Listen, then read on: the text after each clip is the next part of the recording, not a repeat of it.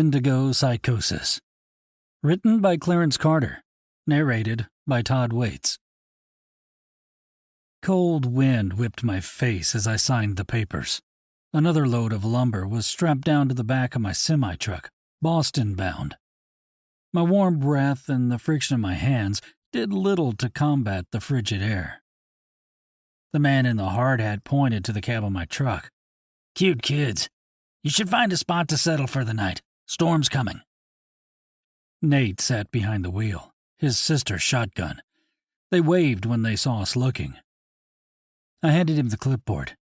"Yeah, when we get near the border, I'd like to be at a truck stop rather than camped on the side of the road. Honestly, my supplies are low. I didn't expect to have them this weekend." The man smiled back. "Well, good luck." The engine rumbled to life, and hot air blew from the vents. CB static filled the small cab. Nate scooted over and took his spot at my side. Dee chose the bunk. The scratching of a brush running through a doll's matted hair filled the back. My son had an eager look. I strapped in my buckle. "Are you ready?" He nodded, pulling the seatbelt tight. Then he leaned over, turning the dial on the radio. He passed by Hank Williams and Johnny Cash, breaking my heart. He turned until he found nothing but static, then went back. The truck jutted as I shifted gears, heading out of the lumberyard. "Why isn't there anything good on the radio?" Nate whined. Little blips of songs, ads, and conversations came in at intervals. Nate stopped when we heard the beginning of the weather forecast. I knew the jingle. Hell, everyone knows the jingle. "Weather warning for the northern and central parts of Maine. Another nor'easter is coming right at us. It's predicted to snow upward of 6 inches in most parts and as much as 10 in others. If you're traveling, you'll want to be off the road by 5, the announcer said. Through the rearview mirror, I saw Dee looking at me. That look on her face reminded me of her mother. Dee was too mature for her age.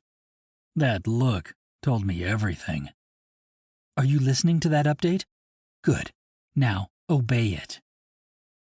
A disappointed look crossed Nate's face. "It would be nice to listen to a game, huh, Dad?" I nodded. I hadn't thought about baseball since the end of the season. The Yankees had screwed the pooch at the last second. Typical. Once they were out of the running, I hadn't paid any attention. From the corner of my eye, I took another look at my boy. He'd grown.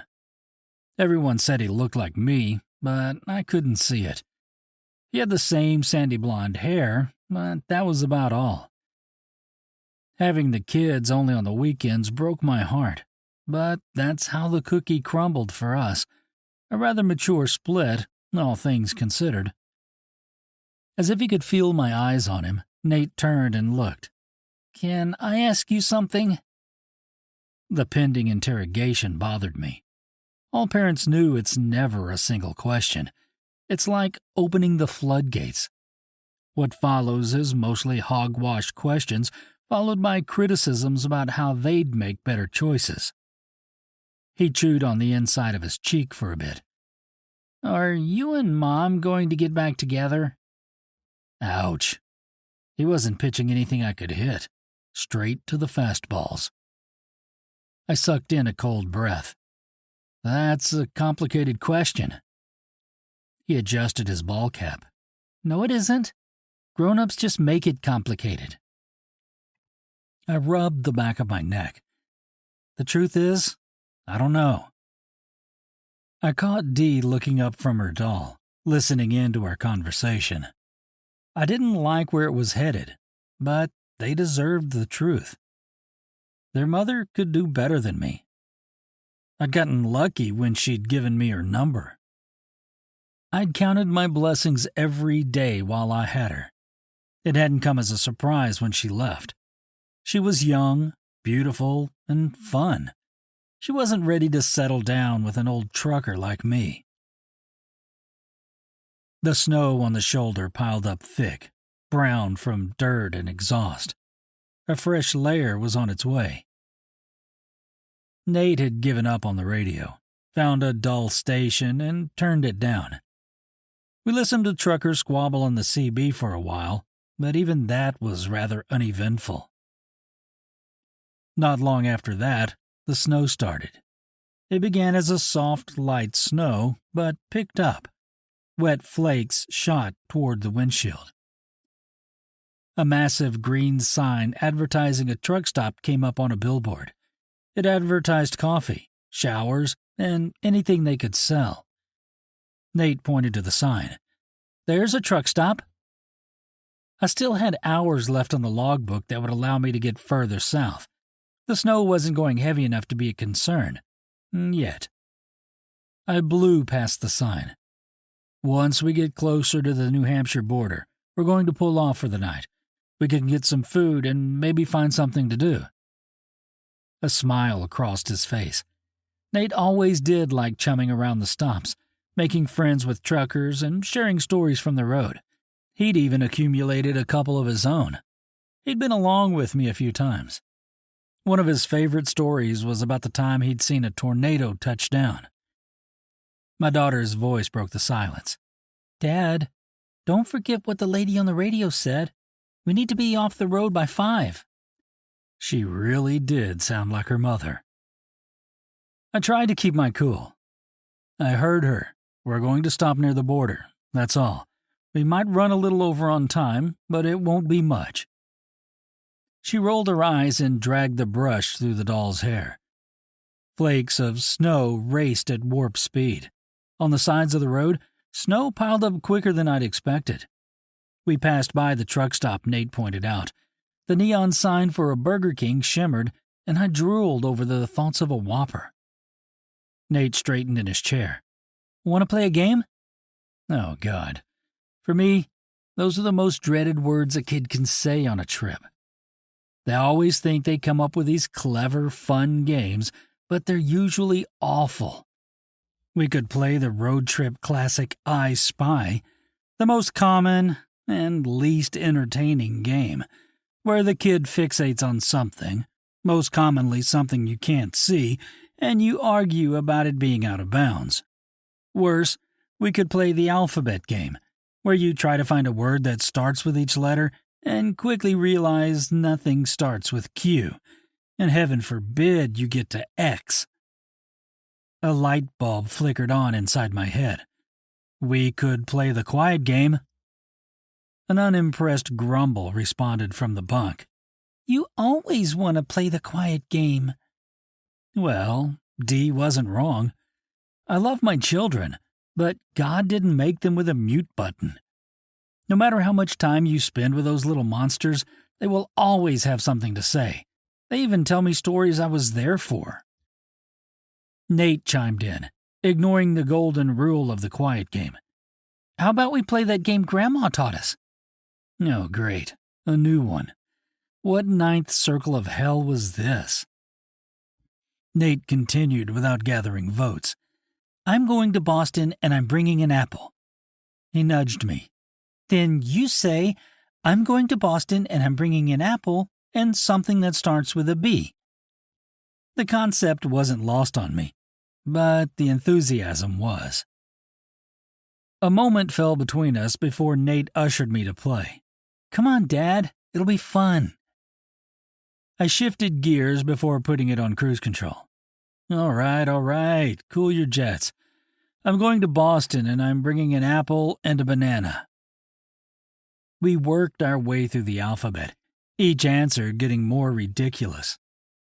At one point, I tried to visualize everything inside the truck with us, gorilla and pineapple included. I couldn't help but laugh. Outside, I started to seeing the signs of a true storm. A car being pulled by a truck with chains. A couple of cars spun off the road, cops not far behind. Plows were scraping up and down the streets. If the children saw any of this, they didn't say. I assumed they were too occupied with the game, but that was soon ending, xylophone and all. We passed a sign for Haynesville, Maine. Population, nearly non-existent. It's one of those towns you'll miss with a blink. As we drove the highway, something lingered in my mind. There had been some lore about it, but I couldn't remember what. Haunted? Boogeyman? Ghost hitchhiker? Dark gray skies loomed overhead. Flakes jolted and shot out of the sky, splatting against the windshield. No plows had gone through yet, so I kept the speed low. Nate inhaled. "Dad, I don't like this." Dee added, "It's not safe." I bit the inside of my cheek. "We don't have that much further to go. Hang tight." The windshield wipers squeaked and flicked. The low rumble of the engine accentuated the silence that filled the cab. The strong scent of cold gas station coffee filled my nostrils. Static broke in and out of the CB. I hadn't heard a peep for a long time, which didn't surprise me. The turns had gotten tighter and the road less visible. The fresh powder hid the yellow lines. The headlights barely cut through the increasing flurry. Even lowering my speed didn't make me feel better. The kids were right. The snow had stacked up too high, too fast. The plows hadn't passed, and the roads had gotten eerie. Part of me wanted to pull over, at least long enough for the plow to pass. But being that close to the road, especially during a storm, didn't feel safe. Anyone could slide and ram into us. From the back, Dee said, "We should pull over." The engine revved high suddenly, startling me. Thick clouds of smoke poured from below the hood, bellowing over the windshield and blinding us. Luckily, the brakes were still intact. I slowed carefully. The lights inside the cab flickered. Even with my foot off the accelerator, the engine revved higher and higher. With what little momentum I had left, I pulled the truck to what I assumed was the shoulder. A bang like a pistol went off. With hands clamped to her ears, Dee shouted, "Make it stop!" Nate shot up in his seat. "What was that?" After that, all I could hear was silence. The engine had seized. I'd heard stories of runaway turbos before, but never given it much thought. I certainly hadn't considered it would happen to me, not in the middle of a fucking snowstorm. The wipers made one final squelch as they hit home to stay. "It's all right, guys," I said, hoping to comfort the children. "I'm just going to check the engine."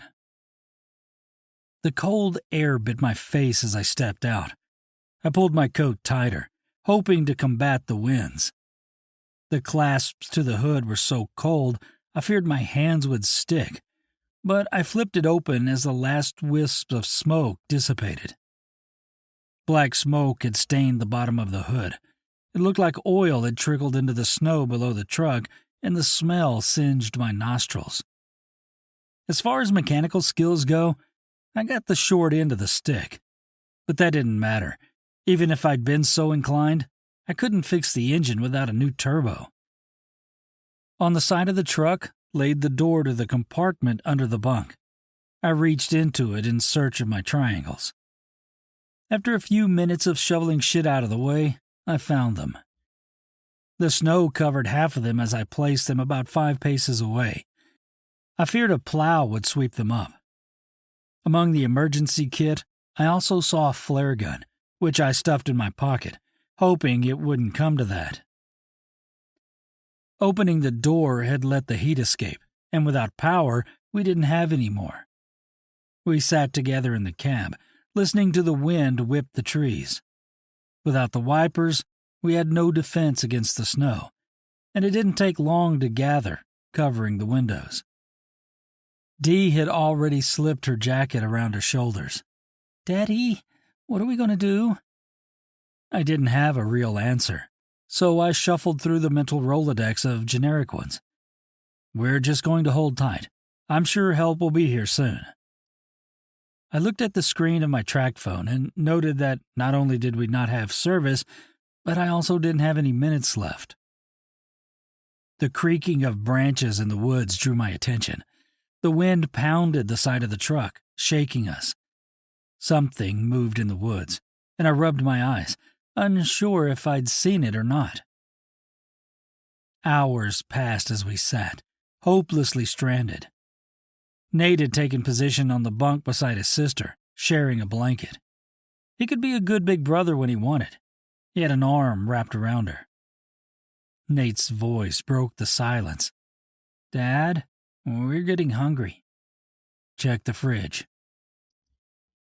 The shoop of the fridge opening gave way to a disappointed sigh. 3 slices of bologna. Do you have any bread?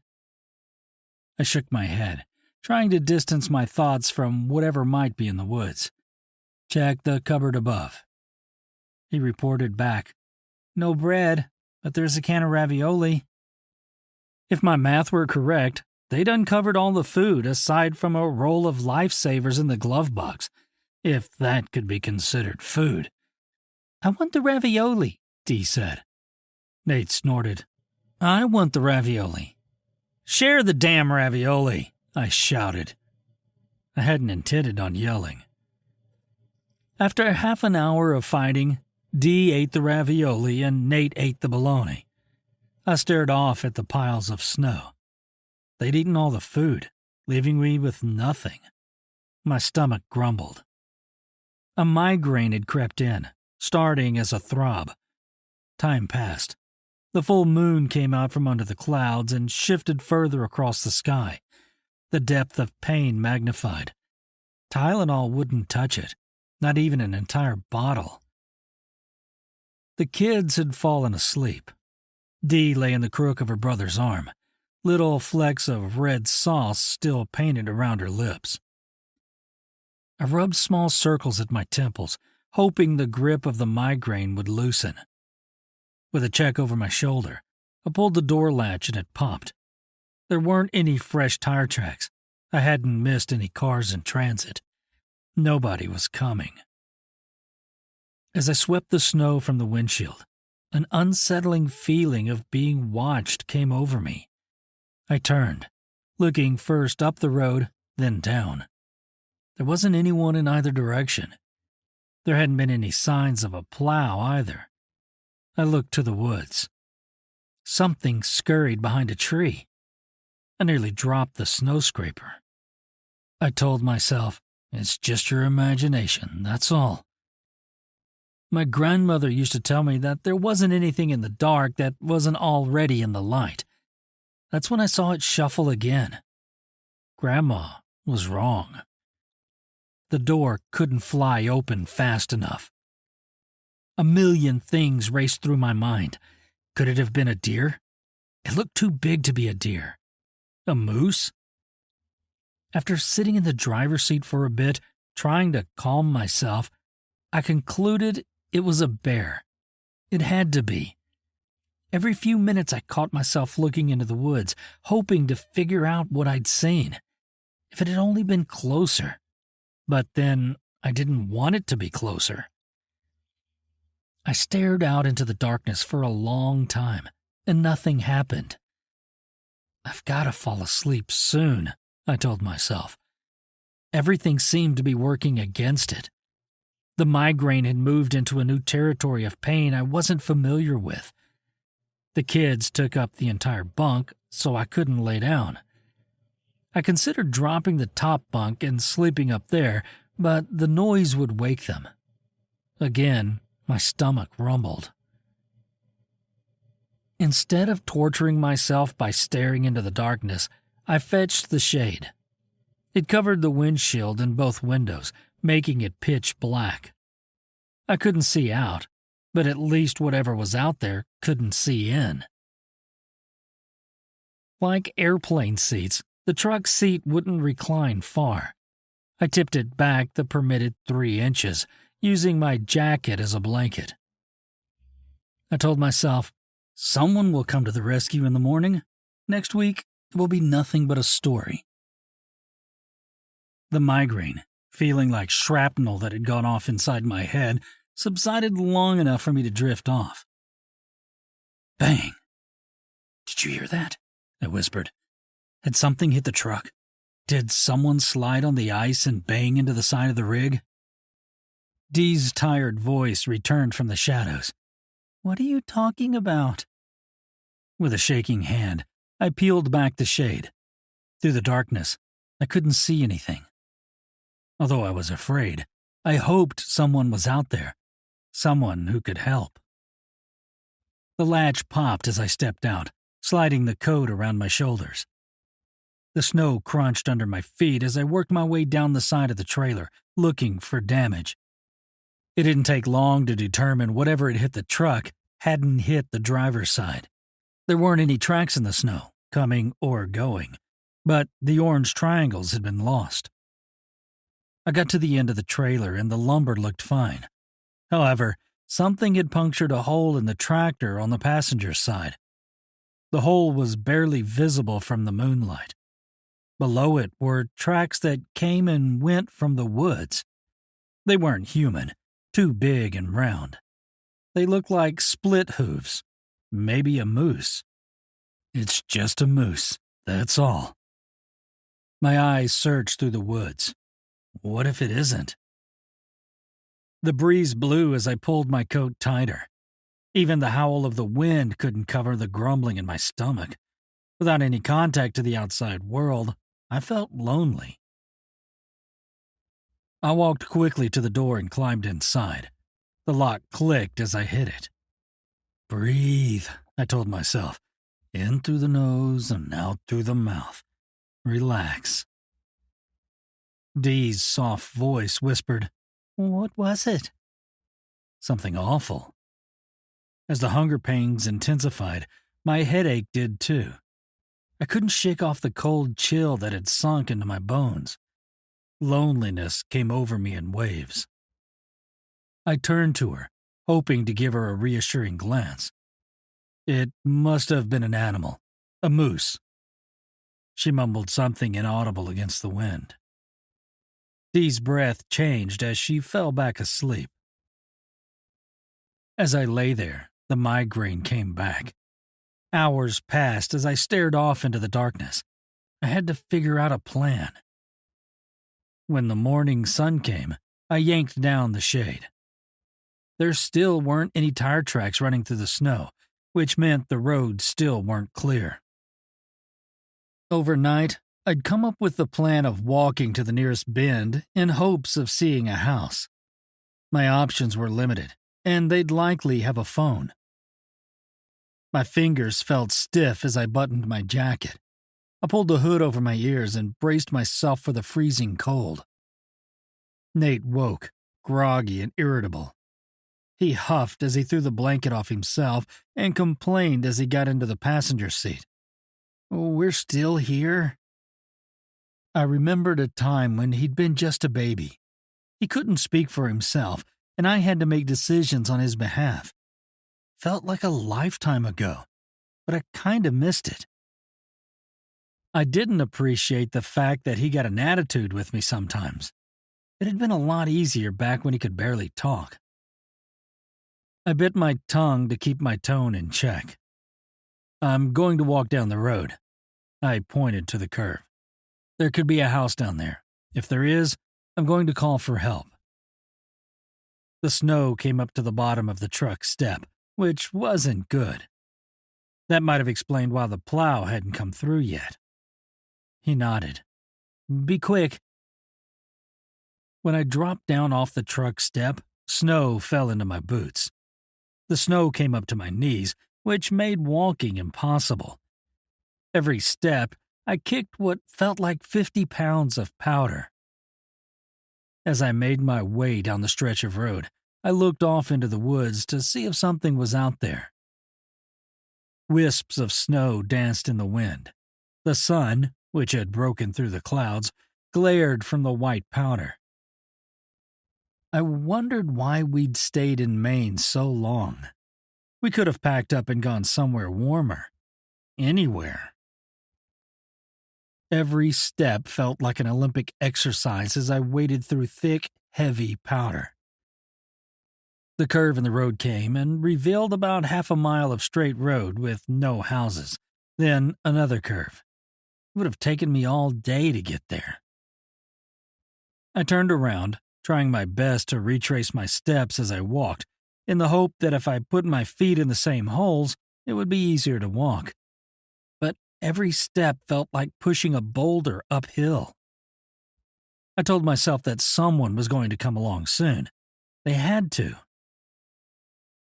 As I returned, I saw Dee's head pop up in the driver's side window. She didn't look pleased. I kept going along the road in the opposite direction. That way didn't show much promise either. I returned to the truck. Once inside the rig, I realized my mistake. The legs of my jeans were covered in snow, and we didn't have any heat. Not only would I be cold, but I'd be wet too, which could be a dangerous combination. "I need to pee," Dee pouted. She bounced up and down on the bunk, legs crossed. "There's only one place to go," I said. "Outside." She huffed. "Mom says ladies don't pee outside. That's for boys and dogs." As I had half expected, she opened her mouth and her mother came out. "Well, your mother has never been trapped in a foot of snow with nowhere else to go." At the last second, I snapped my mouth closed. The tone had come out harsh. Too late. Dee's lower lip curled, and she pouted a couple of times before the waterworks began. She turned from me, wrapped her arms around her brother, and bawled. Ugly, giant sobs escaped. Open mouth, insert foot. Story of my life. I gulped, hating myself and the taste of shoe leather. "I'm sorry, honey. I don't want to be out here any more than you do." She let go of Nate, arms flopping at her sides. Her lip quivered. Her angelic face glistening with tears bothered me. Trying to sound sympathetic, I said, "Wipe your tears off. They might freeze." A few minutes later, we climbed out, walking toward the woods because Dee refused to pee beside the road in case a snowplow drove by and someone saw her. Even the cover of the massive rig wouldn't do for her. She wanted to be isolated. Nate came along because he, too, had to pee. The kids had to be getting hungry again. I worried that they might get sick, being trapped in a rig in the cold for too long. Help seemed a million miles away. I stopped, trying not to get too far from the truck. "Is this good?" "Further," Dee pouted. I gritted my teeth, but moved further into the woods. Dee tucked behind a tree. Nate found one of his own. A low rumble came from the distance. At first, I wasn't sure what I'd heard, but as it got closer, I recognized the undeniable roar of a diesel engine. "Someone's coming," I shouted. I turned, nearly falling. I ran back toward the road. I hadn't made it 50 feet before I tripped and face-planted, arms flailing, panic filling me. I tried to get up. As soon as I regained my balance, the plow passed, tossing an even thicker layer of snow against the truck. "Hey!" I shouted. "Hey, come back!" The truck didn't falter, didn't slow down or stop. I ran to the shoulder, throwing my arms up and waving them like a maniac, hoping the driver would see me. Panting, gasping for breath, I watched as the plow disappeared around the far curve. My migraine flared, sending shots of pain throughout. I rubbed at my temples, hoping to subside the throb and pulse. Closing my eyes, I bit off a scream. The crunch of footsteps came up the embankment behind me. "I'm sorry," Dee whispered. I turned and glared at her. Sorry doesn't bring the plow back. Her lower lip trembled again, and before she could speak, Nate came from the woods. Together, we walked back up to the truck and climbed inside. The cold inside the truck burrowed its way down to my bones. My breath and my hands did little to subside the cold. Even the friction wouldn't stop the aches and chills.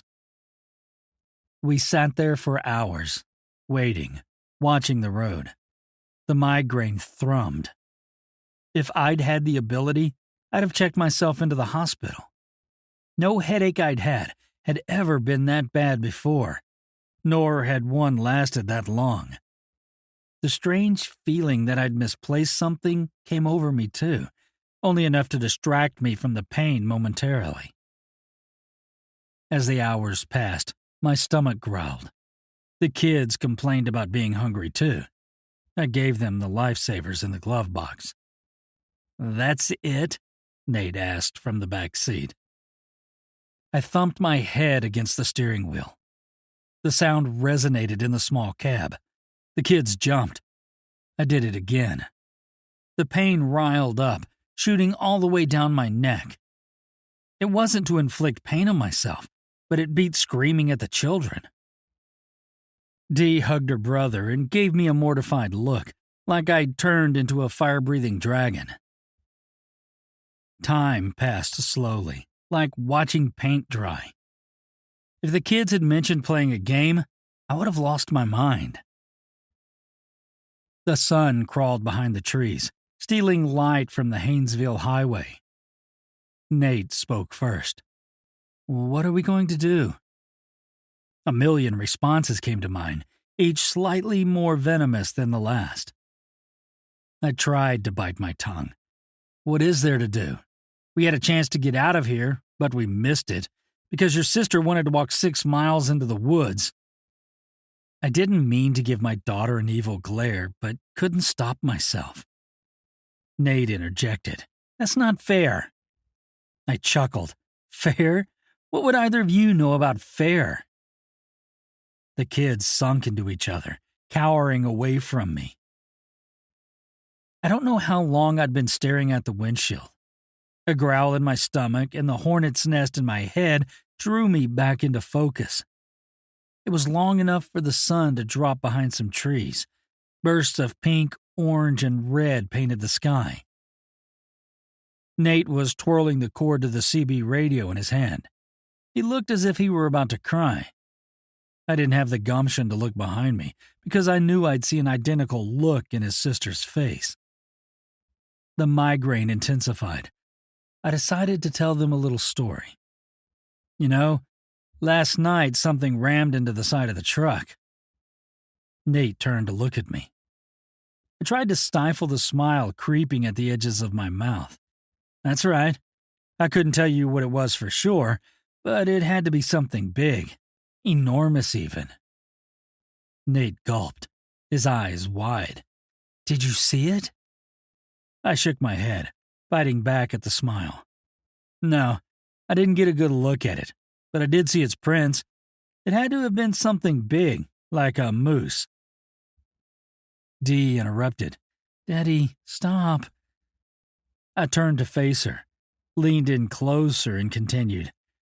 "It must still be in the woods nearby. I thought I saw it moving earlier while you went outside to pee." Nate's mouth flopped open. The pain and agony had twisted my brain into a pretzel and refused to let up. Given the option, I would have taken waterboarding over the migraine. The small circles I'd tried to rub in my temples did nothing to help. I added, "There's no saying if it's still out there or not." A whimper fell behind me, and I turned to see Dee, crying. "It's just a story," Nate said. Part of me wanted to feel guilty for telling the story, but I didn't. If Dee had just gone to the bathroom beside the truck, we could have been saved already. And if not for the kids' incessant questioning, my head might not hurt. She pouted. "I'm not going out there alone. I have to pee again." "Do you want to go out there, where that thing could be?" She shook her head. Nate's eyes were wide. His hands were behind his back. Dee climbed out of the rig first. I followed. Nate, who'd decided sitting in the truck by himself was a worse fate than walking out into the cold, tagged behind me.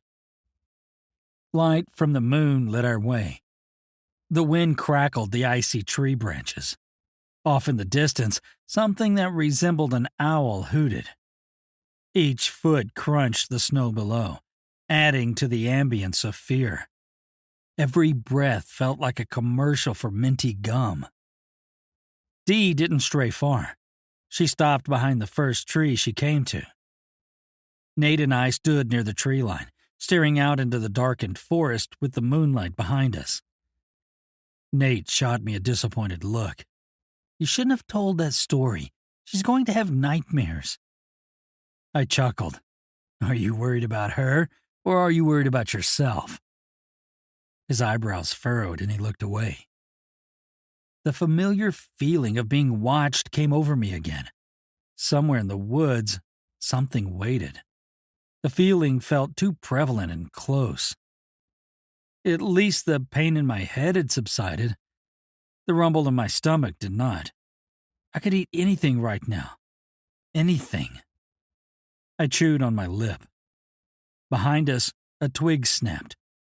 A low rumbling came from the woods to our left, raising goose flesh on my arms and running my blood cold. My hands trembled. Did you hear that? I asked. Something rose from the shadows in front of me. My heart skipped and sputtered like an engine.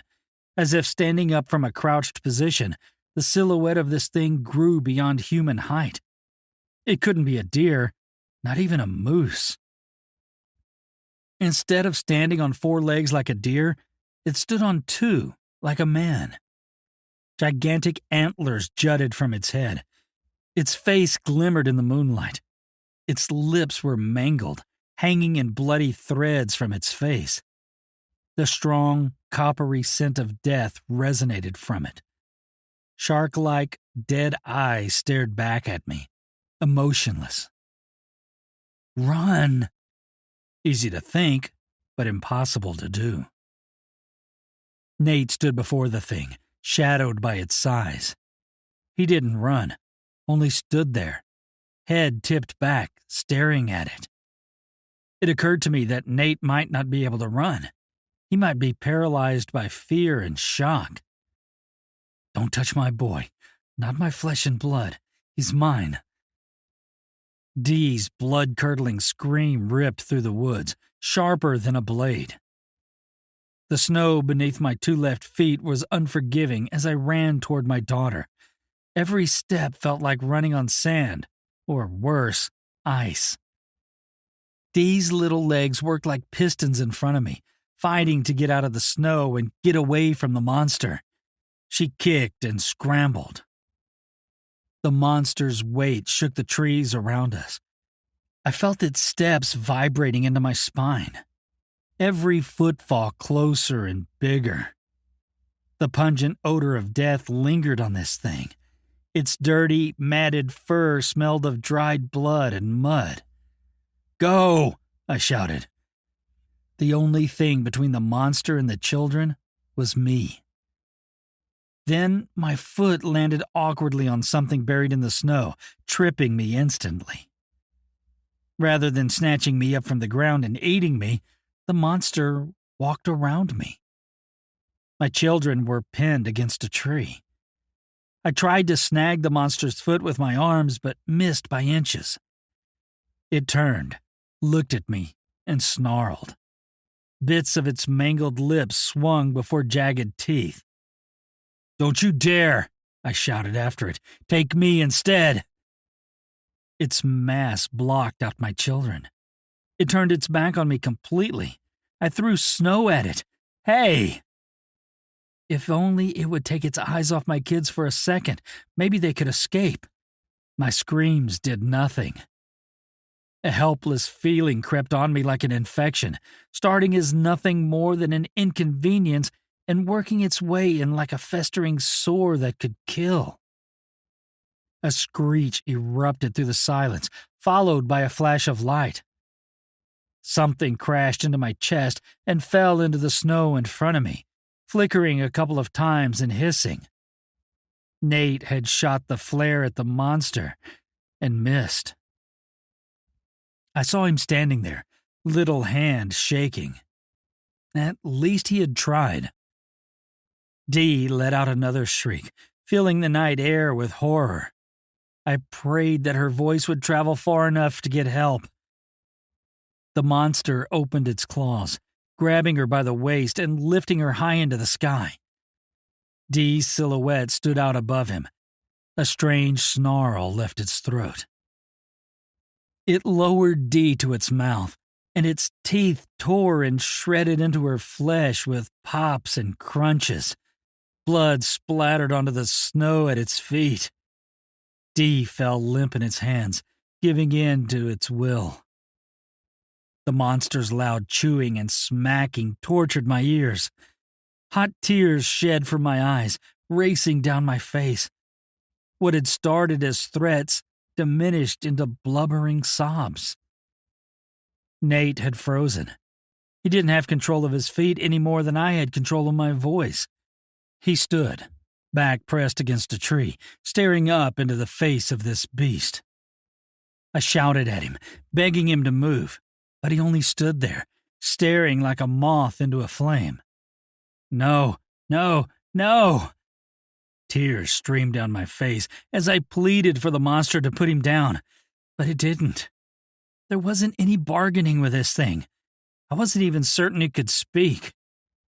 It snapped its jaws into Nate's flesh without remorse. He either died or fainted immediately. He never made another sound. The monster wasn't quiet. Smacking and slurping began, bones crackling under the pressure of its massive jaws. It didn't even turn to look back at me. It just stood there, chomping into my children with its enormous teeth. When it had finished its business, it strolled deeper into the woods. Every step quaked the ground around it as it went. Before it disappeared out of sight, it turned back to grin at me. Hours passed as I lay in the snow, screaming into oblivion, holding what was left of my children's bodies. He'd spared their torsos, but nothing else. I pleaded with God, tried to bargain with him for my children to come back. I cried and pleaded and begged. Why hadn't it taken me instead? Certainly, I would have been more filling. Eventually, the sun came up. A hand cupped under my arm, lifting me from the snow. At first, I thought the monster had returned. I didn't fight. In fact, I'd embrace the idea of going into the shadows of death with my children, to meet them on the other side. It wasn't until a soft voice broke through the silence that I realized it wasn't the monster, but a man. A man wearing a black uniform. "Come with me," he said, tugging me by the arm. I tried to throw his arm off, but his firm grasp pulled at me. We tracked through the snow, coming out just behind my truck. A couple of cop cars were sitting up the road, lights flashing. The doors to my truck hung open. Prints tracked back and forth through the snow. The man said, "We're down here, Charlie." Charlie turned out to be a cop who'd been standing by the front of the truck. He saw us, turned, and threw up into the snow.